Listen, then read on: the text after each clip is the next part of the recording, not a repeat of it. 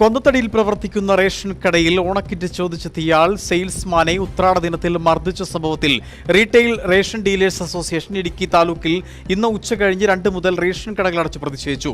കുറ്റക്കാർക്കെതിരെ ഉടൻ നടപടി സ്വീകരിക്കണമെന്നും അസോസിയേഷൻ ഭാരവാഹികൾ ആവശ്യപ്പെട്ടു. ഇടുക്കി താലൂക്കിൽ കൊന്നത്തടിയിൽ പ്രവർത്തിക്കുന്ന ARD 93 നമ്പർ റേഷൻ കടയിൽ ഓണക്കിറ്റ് ചോദിച്ചെത്തിയാൽ ഞങ്ങളുടെ സുഹൃത്തും സഹപ്രവർത്തകനുമായ KSRRDAയുടെ താലൂക്ക് കമ്മിറ്റി അംഗത്തെ അതിക്രൂരമായി കടയിൽ കയറി മർദ്ദിക്കുകയും അദ്ദേഹത്തിനെതിരെ വധഭീഷണി മുഴക്കുകയും ചെയ്തിരിക്കുകയാണ്. അതിനെതിരെ ഇന്ന് 2 മണി മുതൽ 6 മണി വരെ റേഷൻ വ്യാപാരികൾ ഇടുക്കി താലൂക്കിൽ കടകളടച്ച് ഹർത്താൽ അനുഷ്ഠിക്കുകയാണ്. ഈ ക്രിമിനൽ പ്രവൃത്തി ചെയ്ത ആളിനെ നിയമത്തിന് മുന്നിൽ കൊണ്ടുവരുവാനും അറസ്റ്റ് ചെയ്ത് തക്കതായ ശിക്ഷ കൊടുക്കണമെന്നാണ് ഞങ്ങൾക്ക് ആവശ്യപ്പെടുവാനുള്ളത്. കൊന്നത്തടി ടൗണിൽ പ്രവർത്തിക്കുന്ന ARD 93 റേഷൻ കടയിലെ ജീവനക്കാരൻ കൊന്നത്തടി കുഴിയറക്കുളങ്ങര അജയകുമാറിനാണ് പരിക്കേറ്റത്.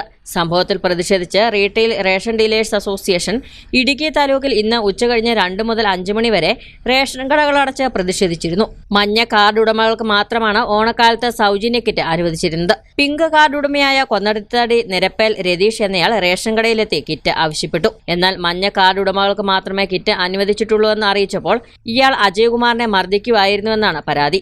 സംഭവത്തിൽ വെള്ളത്തൂവൽ പോലീസ് കേസെടുത്തു. മർദ്ദിച്ചയാളെ ഉടൻ അറസ്റ്റ് ചെയ്യണമെന്നും റേഷൻ വ്യാപാരികൾക്ക് നിർഭയം ജോലി ചെയ്യുവാൻ സൗകര്യമൊരുക്കണമെന്നും നേതാക്കൾ വാർത്താസമ്മേളനത്തിൽ ആവശ്യപ്പെട്ടു. കട്ടപ്പനയിൽ നടത്തിയ വാർത്താസമ്മേളനത്തിൽ taluk committee president Sunny Xavier, Jijo Kakkatt, Pradeep V എന്നിവർ പങ്കെടുത്തു.